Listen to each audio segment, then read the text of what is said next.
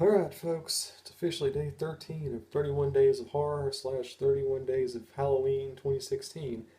And today, as promised yesterday, we have got a bad one. The 1970s, I think, just in general, are probably my favorite decade ever for horror.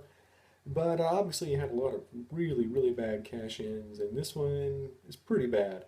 Now, the thing about me, I'm the kind of guy where you really, really, really have to press me for me to not like a movie.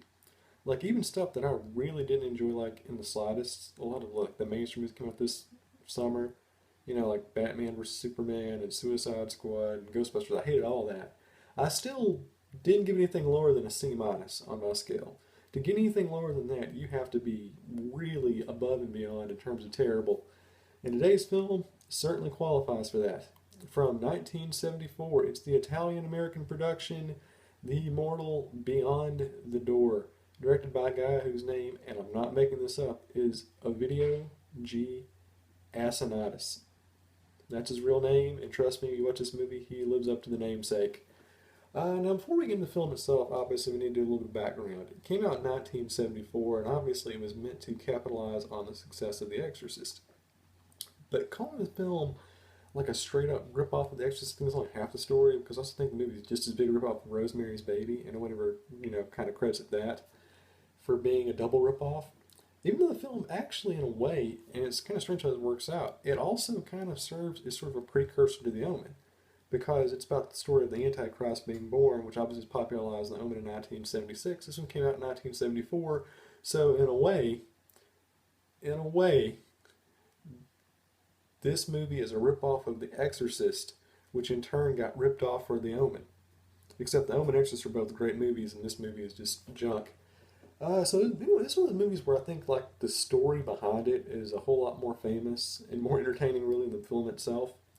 So it's this Italian film and it's a complete and utter ripoff of The Exorcist and Rosemary's Baby. It's super blatant. We'll talk about just how blatant in a few. But the big story behind it is Warner Brothers like filed an injunction to get the film not to be released because they said it was just like such a huge like copyright violation, just a complete and utter ripoff of what Exodus was, that it was going to hurt their overall take. Now that didn't happen, but there's no way around it. This film is just such a shameless, shameless copy of The Exorcist. And when I say shameless, I mean like right down to the same effects, like not even trying to do anything different. Like the puking at people, it's here. The head swiveling around, it's here. It's all in there except done with like $5 of a special effects budget. It looks pretty bad. So the basic premise: there's this woman and she's pregnant with like her third or fourth child, and as it turns out, we're slowly but surely kind of realizing that her kid may in fact be the son of the devil. And of course, she ends up turning into like a really pasty-faced zombie who's bedridden.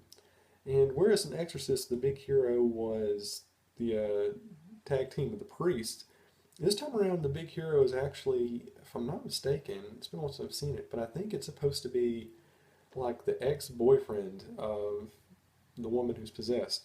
So he goes in there and he tries to, talk the devil out of, you know, eating her. And I don't want to give away the ending, but it rips off the Exorcist in a lot of ways. Let's put it that way.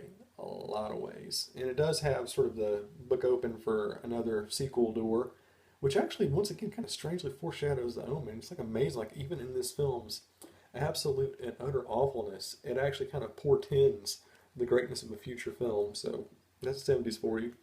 But yeah, really, it's just a bad, bad movie. The special effects are terrible. The acting is just atrocious. The cinematography's bad.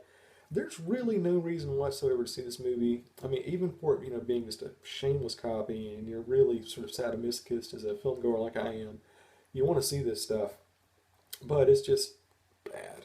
Like it doesn't really pass the test at all. Uh, Not giving a whole lot away, but this is the worst movie I watched during the Halloween 31 Days of Horror 2016 thing. So it gets better from here, but this is just the nadir. It's just a terrible, terrible film.